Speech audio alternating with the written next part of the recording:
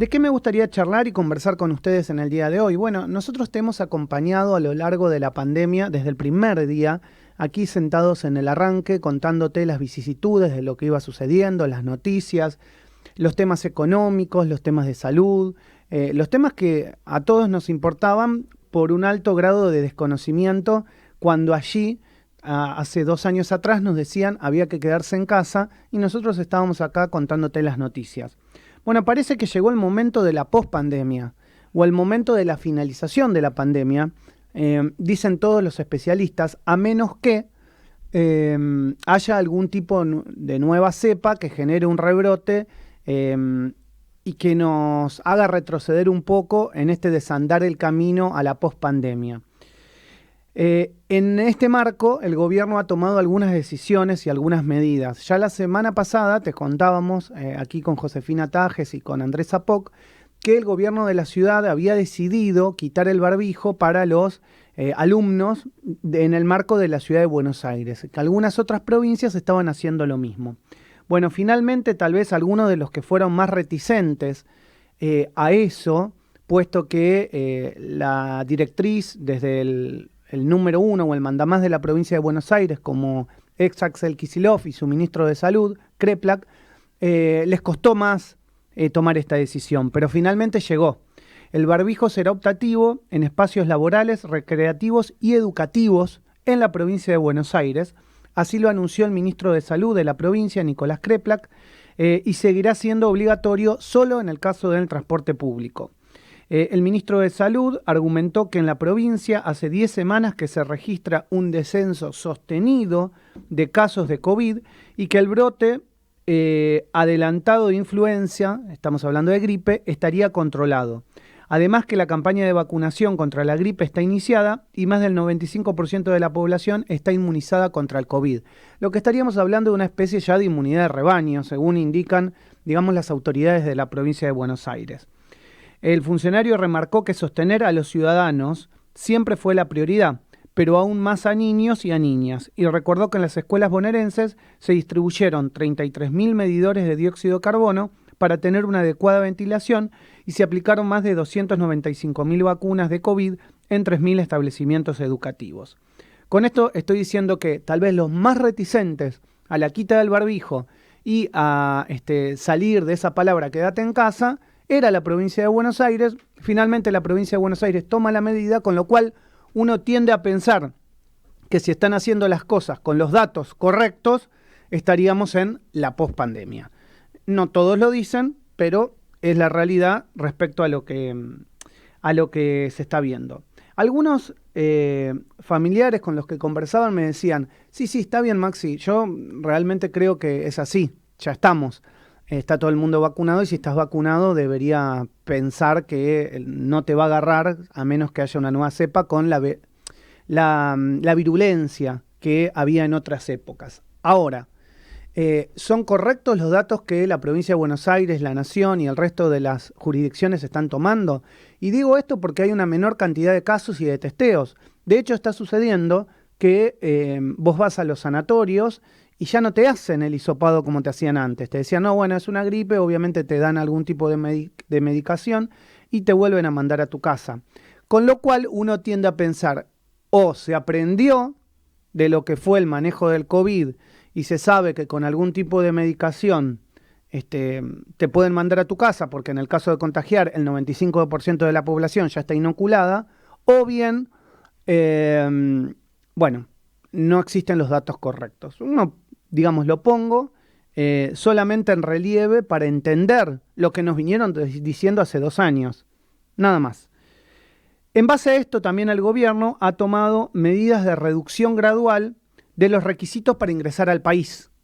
De alguna manera, tratando de flexibilizar para que los turistas vengan y, por otro lado, pensando que ya no es necesario tomar medidas tan restrictivas para aquellos que ingresan, tanto argentinos, residentes como extranjeros. Los extranjeros deberán completar una declaración jurada de ingreso para la Dirección de Migraciones acerca de su estado de vacunación y la ausencia de síntomas de COVID dentro de las 48 horas previo al viaje.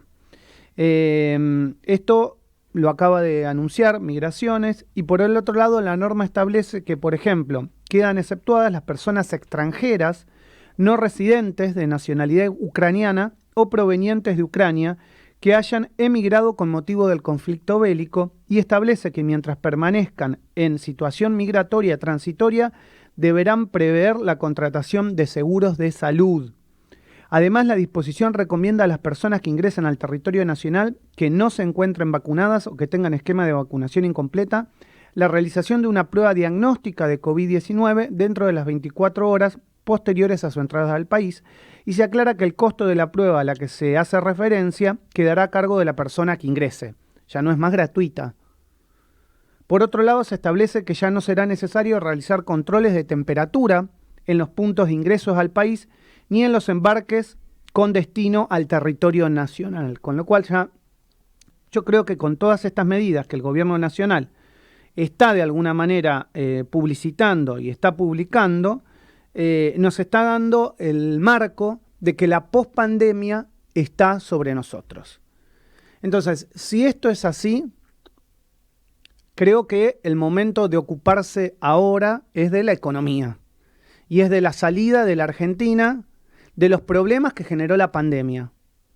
Y hay muchos problemas que generó la pandemia, porque no solamente es el económico que hoy se palpa en la calle, se siente en el malestar de la gente, se ve en la inflación y se ve en la caída de la actividad, y en que, más allá de que algunos indicadores den de forma positiva, como dicen algunos ministros, no está llegando a la gran mayoría de la población argentina.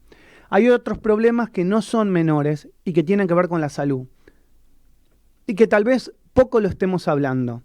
¿Qué es lo que pasó en la mente y qué es lo que está pasando en este momento en la mente de los más chicos y de los más grandes a consecuencia de 2 años de estar encerrado, de quedarte en casa? Los chicos están muchos complicados en el sistema educativo, les cuesta la quita del barbijo, les cuesta la resocialización, les cuesta la educación, y además también existe un alto nivel de suicidios y de enfermedades a consecuencia de estos 2 años de aislamiento de los más chicos con la sociedad. Y por ahí, por otro lado, también el tema de los adultos mayores, dato no menor, que gente con mayor a 70 años, 80 años, estuvieron de alguna manera 2 años sin interrelacionarse con muchos de sus familiares. Y muchos piensan que ese tiempo perdido les ha afectado la salud, por una cuestión emocional, porque todo de alguna manera, lo que vivenciamos, termina en nuestro cuerpo. Y es así, no hay vuelta atrás. Los médicos, hoy en día muchos médicos, te hablan de cuerpo, alma y espíritu. Y esto es lo que ha pasado en el marco de estos 2 años de pandemia, donde el cuerpo estaba bien, pero el alma y el espíritu estaban rotos.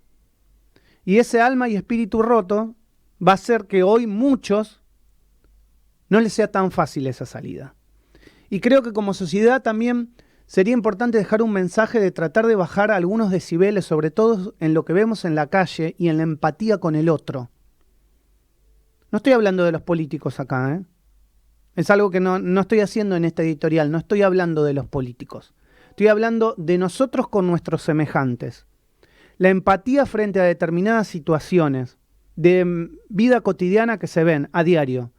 El manejo en la calle, el cruzar una calle, el estar con el otro en el momento que lo necesita, porque realmente hay momentos difíciles que se están pasando y que se van a seguir pasando. Todo consecuencia de estos 2 años de pandemia. Y claro está por el mal manejo que, digamos, algunos políticos hicieron de la misma. Eso sí, es real. Pero acá estamos. Acá estamos. Ahora hay que salir adelante.